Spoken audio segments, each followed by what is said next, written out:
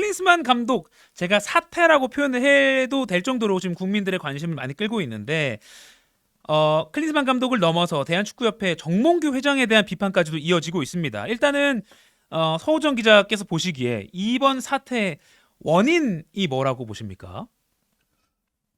단순히 결과만 놓고 보면은 2019년 벤투 감독 시절 치렀던 아시안컵 결과 8강보다는 낫습니다. 음, 그런데 과연 토너먼트에서 한 계단 더 올라간 것으로 우리 대표팀이 앞으로 좋아질 것이라는 기대, 또 대표팀이 어떤 방향으로 가고 있느냐는 비전을 봤다 할 수 있느냐라고 묻는다면 거기에 수긍할 축구팬 국민들이 거의 없기 때문에 네, 이런 거센 비판 여론이 일고 있다고 생각을 하고요. 네, 자, 크리스만 감독의 문제를 짚어보겠습니다. 최근에 축구에서 감독을 평가하는 데 있어서 첫 번째 단계로 게임 모델이라는 표현, 게임 모델이 얼마나 명확한지에 대한 논의를 합니다. 음, 과거에는 우리가 뭐 전술, 시스템, 전략 이렇게 얘기했는데 지금 게임 모델이거든요. 네, 게임 모델은 무엇인가라고 하면은 감독이 이 전술을 조직화하는 데 있어서 도입하는 원칙, 논리, 특징 등을 종합적으로 얘기하는 건데요. 이게 이제 그라운드 안에서 선수들이 의사결정을 통해서 상호작용하고 전술로 발현되고 이기는 방식을 이제 전략으로 승화하는 건데, 음, 그러니까 팀이 이제 하나의 훈련 세션을 하고 그것들이 쌓이고 쌓여서 경기를 준비해서 실전에서 승리하기까지의 과정에는 감독이 설정한 명확한 방향성의 게임 모델이 있어야 한다는 겁니다. 그런데 클린스만 감독에게는 이 게임 모델이 보이지 않습니다. 아, 아시안컵 지금 24개국이 참가했는데 게임 모델이 보이지 않는 국가를 한 세 손가락 정도 꼽을 정도예요.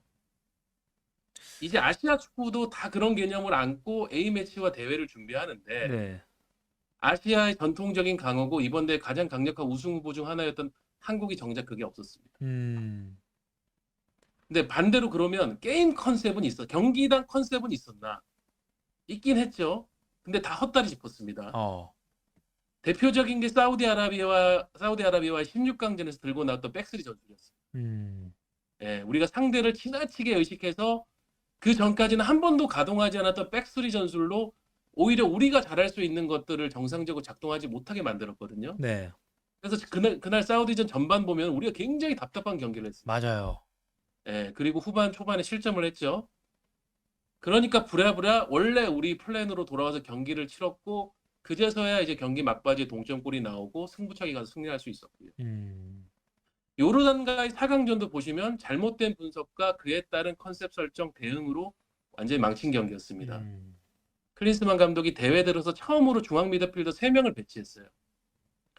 그거는 이제 요르단을 상대로 우리가 확실하게 경기를 지배하면서 공격 위주의 양상으로 갈 거라고 자신했던 그런 판단 때문인데, 네, 하지만 반대로 경기가 어떻게 됐습니까?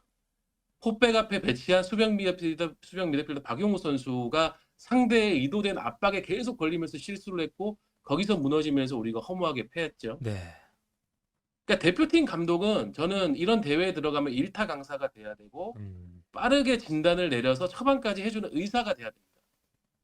그런데 클린스만 감독은 지금 내리는 처방과 짚어낸 핵심이 다 오진이었고 오판이었습니다. 아, 이런 것들이 손흥민, 이강인, 김민재, 황희찬 등 한국 축구 역대 최고의 멤버들이라는 이번 대표팀이 대회 내내 무기력한 모습을 보이는 원인이 됐으니까 그럼 결론이 뭐겠습니까? 음. 클린스만 감독으로는 더 이상 갈 수 없다는 결론이 나오는. 그러니까 결국 지금 서 기자님의 말씀을 종합해 보면 감독으로서 해야 할 본분을 제대로 못했으니까 그에 대한 평가가 당연히 필요하고 그러니까 물러나는 방향으로 가고 있다 이렇게 좀 분석을 하시는 거고요. 게임 모델이랄 게 딱히 없었고 그리고 경기 도중이라도 일타 강사가 돼야 하는데 그런 모습을 전혀 보이지 못했다 이렇게 좀 요약이 될 것 같습니다. 서 기자님 그 과거 그 경기들을 복귀하시면서 화가 나신 건 아니죠 지금? 지금 화가 났는데요. 네네네. 근데 여기서 더 화가 나는 게 예예. 자, 뭐냐면은 근데 저랑 그렇 눈을 좀 마주쳤으면 좋겠어요. 카메라를 봐주시면서. 네네네. 네네. 네. 그렇다면은 이게 네. 문제가 과연 클린스만 감독에게만 있느냐? 음. 그렇지도 않아요. 어. 왜냐? 클린스만 감독은 이미 국제적으로 외면을 받고 있던 지도자입니다. 아하. 선수로는 뭐 아주 훌륭했죠. 근데 독일 대표팀, 바이에른 뮌헨, 미국 대표팀 감독 거치면서 지도자로서는 계속 하향세를 탔고 네. 지금 우리 대표팀에서 불거지는 문제들 있지 않습니까? 전술과 전략이 빈곤하고 게임 모델이 없고 거기다가 워크에틱 문제. 음. 이런 논란들이 발생할 때 보면은 무책임한 대응들. 워크 에틱, 직업 윤리라고 하면 되겠죠. 네. 예. 왜냐면은 클린스만 감독은 한국에 상주하지 않고 계속 화상 원격 조정으로 대표팀 운영해 왔었어요. 네. A매치 경기가 있을 때 일주일 전에 한국으로 들어왔단 말이에요. 근데 이거를 이전에도 일관되게 보여줬던 지도자예요. 아. 결정적으로 한국으로 오기 전 마지막 커리어였던 분데스리가 헤르타 베를린에서는 부임을 하고 76일 만에 자신의 페이스북을 통해서 사의를 표명하고 무책임하게 팀을 떠났습니다. 아. 이게 축구계에 엄청난 충격을 안겨줬던 사건이거든요. 그러니까 사실상 저는 그게 감독으로서의 은퇴를 의미했다고 생각을 하는데 그 후 2년 동안 찾는 곳이 없던 클린스만 감독을 대한축구협회가 대표팀 촬영탑에 앉힌 겁니다. 그 과정도 우리가 감독 선임 기구가 있거든요. 전력강화위원회라고 하는. 예. 거기에 선임 프로세스가 있을 거 아닙니까? 그걸 제대로 거치지 않고 정몽규 대한축구협회장이 독단으로 선택을 했습니다. 그러니까 시스템과 프로세스라는 게 결국 리스크를 줄이기 위해서 존재하는 거잖아요. 네. 성공과 실패라는 건 항상 50대 50이라고 저는 생각을 하고 지금 우리 대표팀에 뭐 펩 가르디올라, 위르겐 클롭 이런 지금 세계 최정상의 감독을 데려놔도 우리 대표팀이 100% 성공한다. 월드컵 나가서 무조건 16강 간다는 보장은 없습니다. 다만 우리가 어떤 그 프로세스 상에서의 다면적 평가와 기준에 대한 논의를 통해 가지고 이런 감독의 장단점 분석하고 그게 우리 대표팀이 지향하는 바와 부합하느냐 거기에 맞게 선임을 한다면 성공 가능성은 이제 50대 50에서 60대 40, 70대 30 이렇게 점점 높아질 수가 있는 거잖아요. 근데 이 시스템과 프로세스를 깡그리 무시하고 선임한 결과가 결국 한국 축구에 심각한 리스크를 초래했습니다. 아하. 저는 이 부분에 대한 책임을 묻는 것까지가 이번 클린스만 감독 사태의 진짜 종결 지점이 돼야 한다고 보거든요. 그럼 제가 좀 직접적으로 여쭙겠습니다. 정몽규 축협 회장이 클린스만 감독을 그러니까 이른바 분데스리가에서 그렇게 프로페셔널하지 못한 모습을 보였던 그 감독을 우리 축구 대표팀으로 사실상 절차를 무시하고 데리고 왔으니 그럼 이번 책임의 끝에는 정몽규 축구협회장의 사퇴까지도 수반되어야 한다고 보십니까? 저는 이 부분에 대해 정몽규 회장이 진정성 있는 사과 그리고 앞으로 벌어질 상황에 대해 가지고 분명 시스템을 다시 정착시키고 그것에 대한 프로세스를 거쳐가지고 선임하겠다는 의지를 보이지 않는다. 그냥 앞으로도 그렇게 하겠다고 하면은 클린스만 감독이 물러나고 다른 새로운 감독을 데려와도 저는 결국 제2, 제3의 클린스만이 탄생한다고 봐요. 아, 그렇게 될 거라면은 사실 정몽규 회장에게는 더 이상 대한축구협회의 전체적인 이 지휘봉을 맡기기가 어렵다고 판단이 될 수밖에 없죠. 네, 그렇군요. 다시 클린스만 감독으로 돌아오면 그러면 지금 클린스만 감독이 빠르면 내일 뭐 회의에서 우리 축협 회의에서 클린스만 감독도 미국에서 뭐 원격으로 접속한다고 하니까요. 결론이 나서 내일 사퇴를 할 수도 있다. 시점을 예상해 보신다면 어느 정도로 예상이 되십니까? 사퇴 시점을요? 저는 그래요. 그러니까 클린스만 감독에 대한 사실 공은 적고 과가 많은데 네. 공과를 평가하는 자리에 클린스만 감독이 직접 들어와 있다. 얼마나 그 전력 강화 위원들이 확실하게 강도 높게 그리고 솔직하게 평가를 할 수 있을까요? 저는 사실은 클린스만 감독은 리포트만 제공했었어야 된다고 봐요. 아하. 왜 이번 아시안컵에서 자신이 이런 결정을 내렸고 판단을 선택을 했는지 거기에 대한 리포트만 제공을 하고 그 리포트를 갖고 전력 강화 위원들이 정말 필터링 없이 가감 없는 그런 토론을 해야 클린스만 감독에 대한 평가가 나온다고 보는데 저는 내일 전력 강화 위원회도 클린스만 감독이 지금 낀다는 것 자체가 약간은 지금 눈치를 볼 수밖에 없는 분위기를 만든다고 보거든요. 지금 보면은 어제 이제 협회 임원회의에서도 협회 부회장이나 본부장들이 자유토론을 해서 클린스만 감독 경질 우세론을 얘기를 했어요. 네. 그런데도 여전히 제가 파악하고 있는 바로는 협회에서는 명분이 부족하다. 유임 논리를 조금 만들고 싶어 하는 것 같아요. 그러니까 지금 클린스만 감독의 존재에는 이 연장선을 보면은 정몽규 회장이 지금 축구협회장을 3선제 하고 있거든요. 예. 원래는 대한민국 체육단체장은 재선까지만 가능합니다. 원칙적으로는. 네. 3선, 4선이 가능한 경우에는 해당 종목에 대한 특별 공로를 대한체육회로부터 인정받아서 선거에 나올 수가 있는 거거든요. 예. 그 어떤 특별 공로를 좀 인정받기 위해서 아시안컵 우승을 목표로 했고 그걸 위해서 클린스만 감독을 선임을 했는데 지금 아시안컵 우승 실패했잖아요. 그리고 클린스만 감독은 사회 전 영역에서 지금 질타를 받고 있습니다. 예. 이게 클린스만 감독이 당연히 물러나야 되는 분위기지만은 클린스만 감독이 물러나면은 지금 가장 타격을 입는 게 누굽니까? 정몽규 정몽규 회장. 회장. 음. 정몽규 회장이 사선에 빨간불이 켜지는 거죠. 네. 그러니까 저는 그 부분 때문에 계속 지금 판단을 유보하고 있고 유임을 위한 논리를 짜내고 있을 거라고 충분히 추측이 됩니다. 지금까지 예. 축구협회하고 정몽규 회장이 해왔던 모습들을 본다면 아마 지금 그런 분위기일 거라서 내일 전력강화위원회가 끝나고도 빠르게 어떤 결론이 나올 것 같지는 않아요. 아, 그래요. 네. 그래서 오늘 새벽에 YTN 보도가 정몽규 회장 결단만 남았다라고 했는데 어떻게 보면 그게 맞는 말일 수도 있겠네요. 그게 전부예요, 사실은. 네. 그게 시작이자 전부입니다. 예. 아무리 임원회의 전력강화위원회에서 논의를 해가지고 클린스만 감독을 이제는 경질해야 됩니다라고 의견을 제시해도 네. 정몽규 회장이 그걸 받아들이지 않고 고민을 하는 모습을 보인다면은 예. 이뤄질 수가 없어요. 음. 예, 감독 경질이라는 거는 어렵지만은 동시에 상당히 쉬운 부분인데 네. 우리가 뭐 유럽 축구를 봐도 굉장히 비일비재하게 일어나지 않습니까? 네, 네.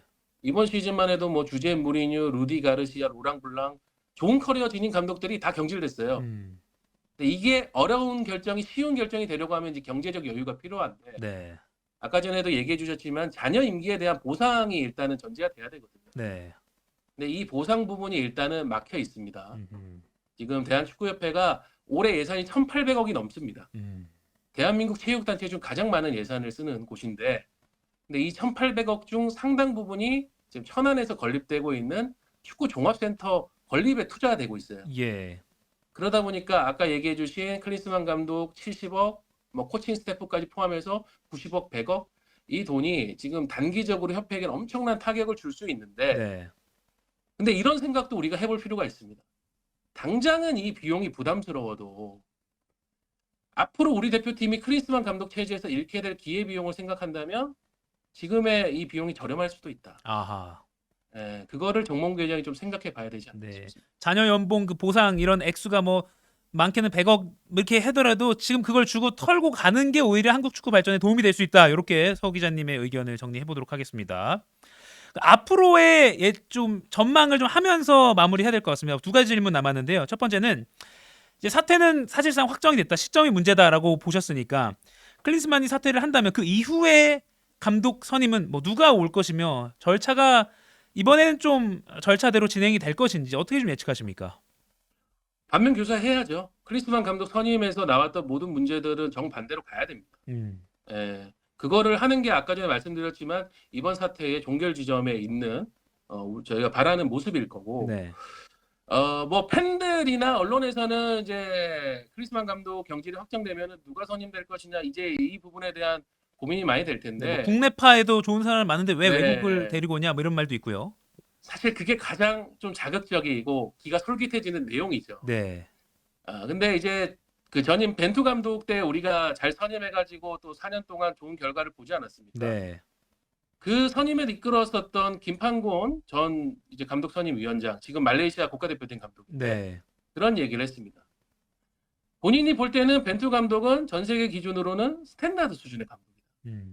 그러니까 우리 선수들이 원하는 바를 충족시켜 줄 수 있는 것들을 갖고 있는 그게 스탠다드 감독이 생각하는데 예. 그런 감독은 전 세계 수백 명 있습니다. 그 중에서 우리가 현실적인 어떤 비용적인 부분 그리고 이 감독이 갖고 있는 장점 이런 부분을 깊숙하게 들여다봐야 돼요. 예.